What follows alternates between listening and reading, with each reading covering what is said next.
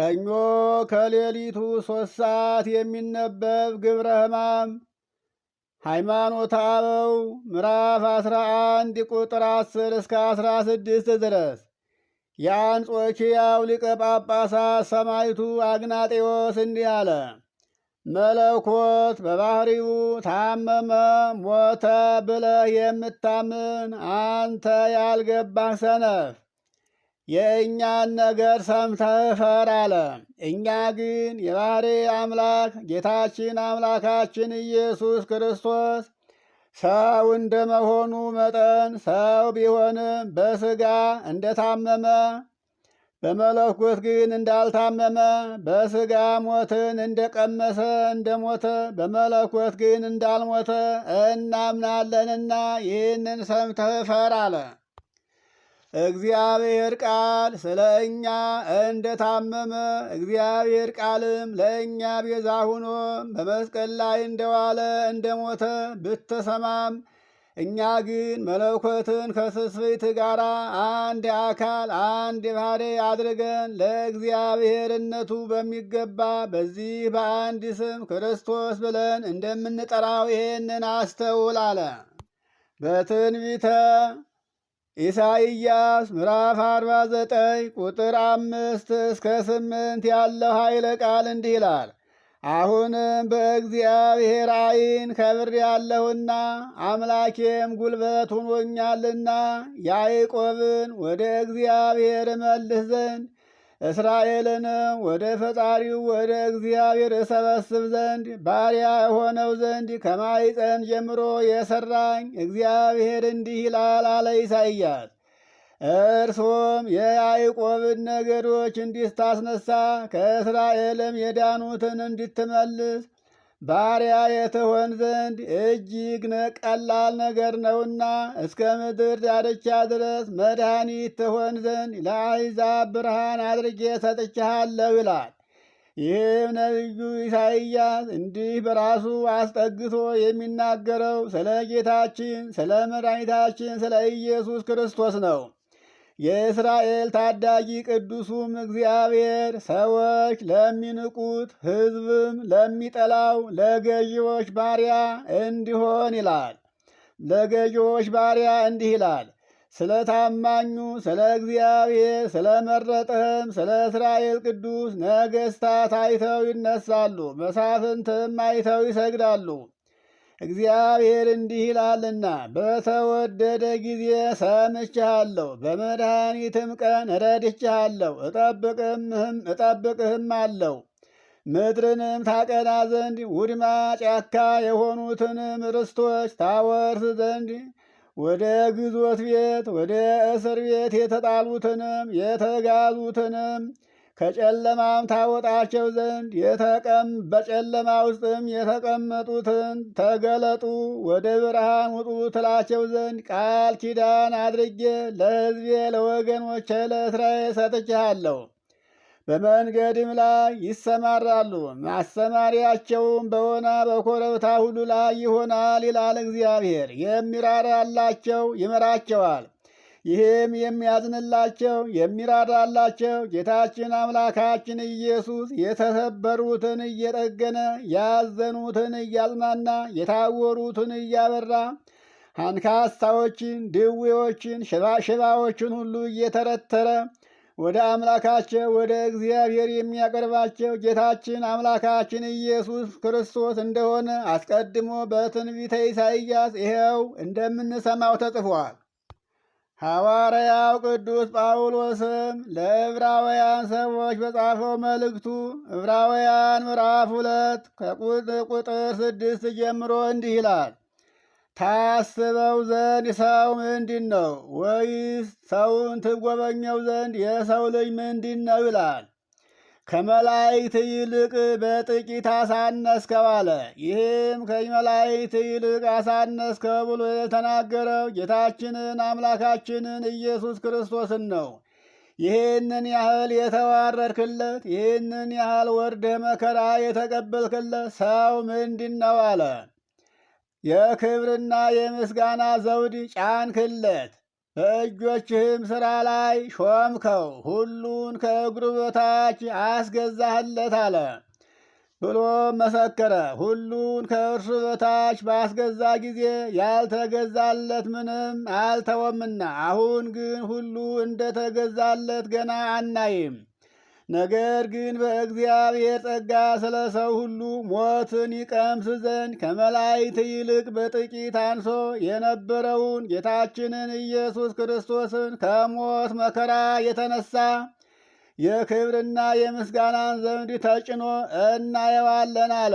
ብዙ ልጆችን ወደ ክብር ሲያመጣ የመዳናቸውን ራስ በመከራ ይፈጽም ዘንድ ከእርሱ የተነሳ ሁሉም በእርሱም ሁሉ ለሆነ ለእርሱ ተገብቷልና የሚቀድሰውና የሚቀደሱት ሁሉ ከአንድ ከእግዚአብሔር ናቸውና፣ ስለዚህ ምክንያት ስምህን ለወንድሞቼ ነግራቸዋለሁ፣ በማኅበር መካከል በዜማ አመሰግንሃለሁ አለ።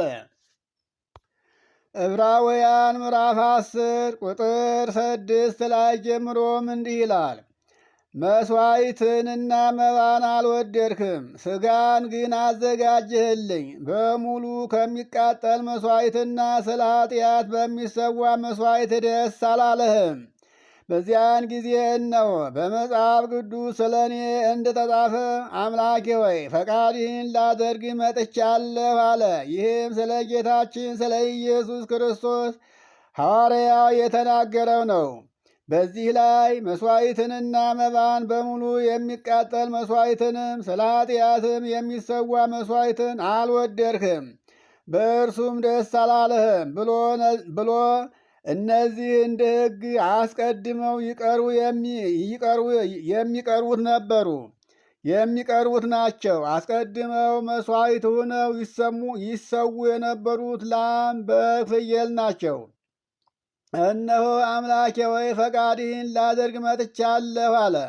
ሁለተኛውን ሊያጸድቅ የመጀመሪያውን ሊሽር መጥቷልና። የመጀመሪያው በላም፣ በበግ፣ በፍየል ደም ይደረግ የነበረው ስርየት ነው። የኋለኛው ግን በጌታችን በአምላካችን በኢየሱስ ክርስቶስ መሥዋዕትነት እስከ ዓለም ፍጻሜ ድረስ አንድ ጊዜ ተሰውቶ የማይደገም መሥዋዕት ሆኖ የቀረበው መሥዋዕት ነው።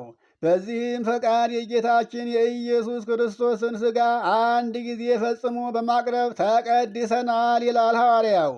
ሊቀ ካህናትም ሁሉ ዕለት ዕለት እያገለገለ ኃጢአትን ሊያስወግዱ ከቶ የማይችሉትን እነዚያን መሥዋዕቶች ብዙ ጊዜ እያቀረበ ነበር። እርሱ ጌታችን አምላካችን ኢየሱስ ክርስቶስ ግን ኃጢአትን አንድ ጊዜ በአንድ መሥዋዕት ለዘላለም አቅርቦ በእግዚአብሔር ቀኝ ተቀመጠ።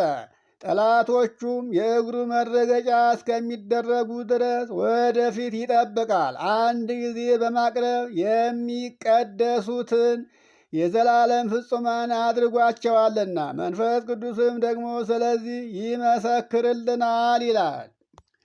አንደኛ ጴጥሮስ ምዕራፍ 3 ቁጥር 18 እስከ 19 ያለውንም ኃይለ ቃል ስንመለከት እንዲህ ይላል።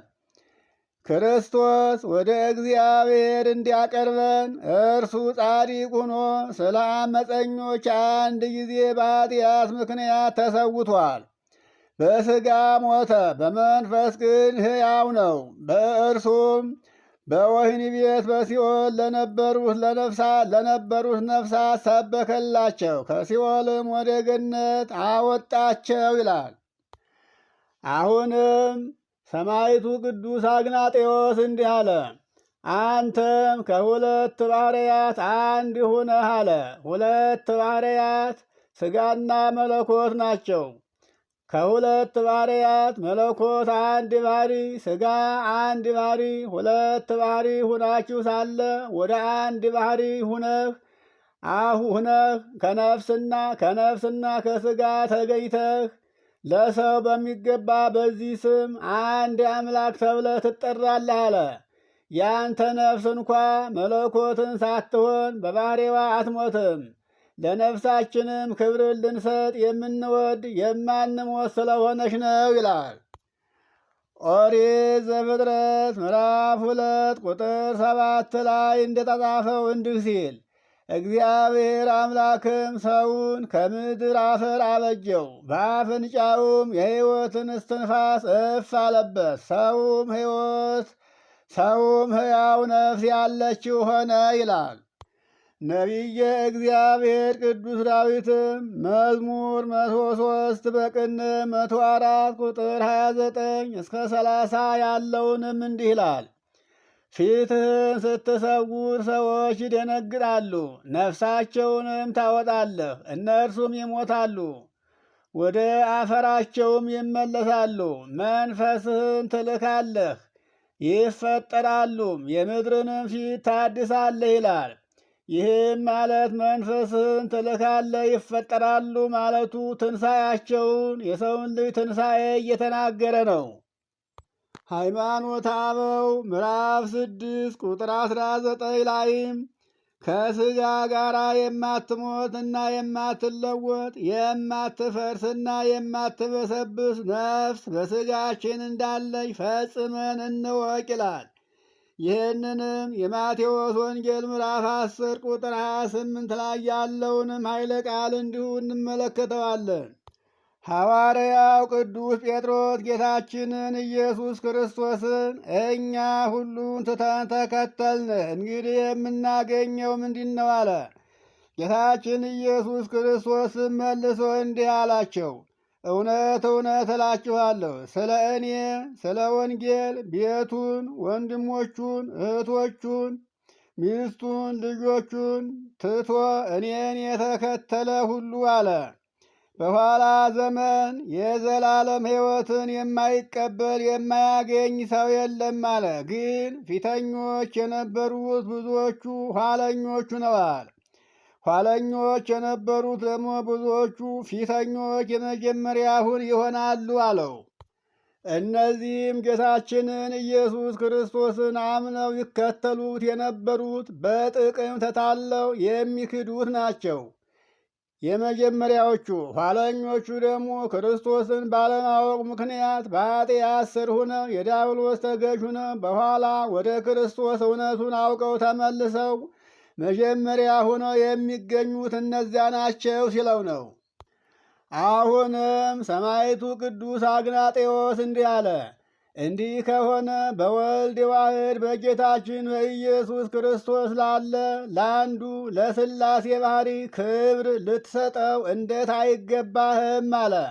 ለሥላሴ ባሕሪ ክብር ልትሰጠው ይገባሃል አለ። መለኮት ሞተ ካልክ ሦስቱም ሞቱ እንዳያሰኝብህ የጌታችንን የኢየሱስ ክርስቶስን ሥጋ በመቃብር ውስጥ ፈጽሞ እንደማይንቀሳቀሱ እንደ ሙታን በድን እንዳደረግከው ከመለኮትም እንደለየኸው አታውቅምን አለው።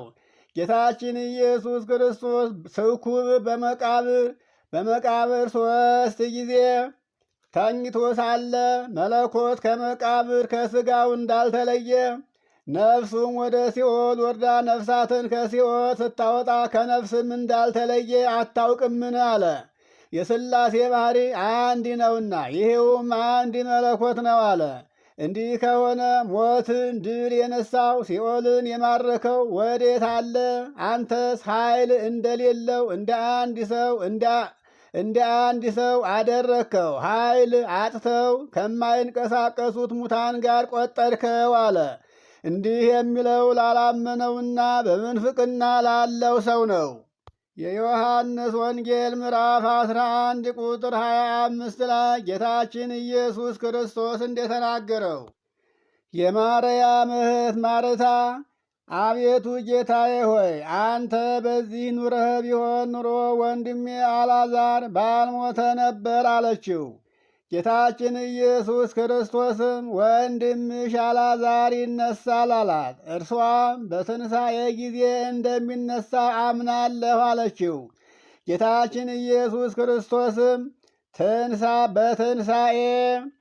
በመጨረሻው ቀን በትንሣኤ እንደሚነሳ አውቃለሁ ስትለው ትንሣኤና ሕይወት እኔ ነኝ። የሚያምንብኝ ሰው ቢሞት እንኳ ሕያው ይሆናል። ሕያው የሆነም የሚያምንብኝ ሁሉ ለዘላለም አይሞትም። ይህን ታምኛለሽን? አላት። እርሷም አዎ ጌታ ሆይ አንተ ወደ ዓለም ከእግዚአብሔር ተልኮ የመጣው ክርስቶስ እንደሆንክ የእግዚአብሔር ልጅ እንደሆንክ እኔ አምናለሁ አለችው ይላል። የሉቃስ ወንጌል ምዕራፍ 24 ቁጥር 5 ላይ ያለውንም ኃይለ ቃል ስንመለከት ጌታችን አምላካችን ኢየሱስ ክርስቶስ በመቃብር ሳለ በሦስተኛው ቀን ሴቶች ተሰብስበው ሽቱ ይዘው አስከሬኑን ሊረጩ ሲሄዱ መቃብሩ ክፍት ሆኖ ጌታን አላገኙት ነበር። በዚያን የነበሩ ሁለት መላእክት ነጫጭ ልብስ የለበሱ መላእክትን አገኟቸውና ፈርተው ሳለ መላእክት እንዲህ አሏቸው፣ ሕያውን ከሙታን መካከል ስለምን ትፈልጉታላችሁ? እርሱ ተነስቷል እንጂ በዚህ የለም። የሰው ልጅ በኃጢአት እጅ አሳልፎ ሊሰጥና ሊሰቀል በሦስተኛውም ቀን ከሙታን ተለይቶ እንደሚነሳ በገሊላ ገና ለእናንተ ሲናገር የነበረውን አታስቡምን? አሏቸው ይላል። ይህንም የተናገሩት ቅዱሳን መላእክት ናቸው። የሐዋርያት ሥራ ምዕራፍ 2 ቁጥር 23 እስከ 24 ድረስም እንዲህ ይላል።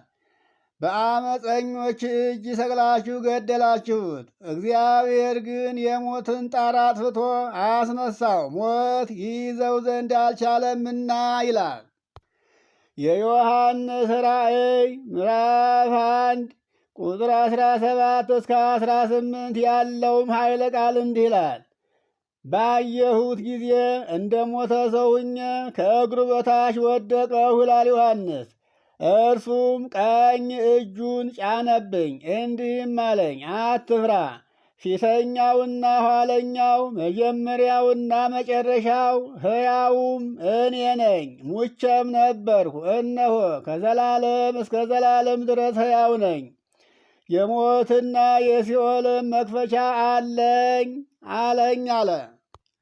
እንግዲህ ያየኸውን አሁንም የሰማኸውን ሁሉ ከዚህም በኋላ የሚሆነውን ሁሉ ጻፍ አለኝ አለ። አሁንም ሰማዕቱ ቅዱስ አግናጤዎስ ይልቁንም ሌሎቹን መናፍቃን ታኦማጎሲስ ሲባሉ እነሆ እናገኛቸዋለን። ይህውም የእግዚአብሔር ጠላቶች ማለት ነው።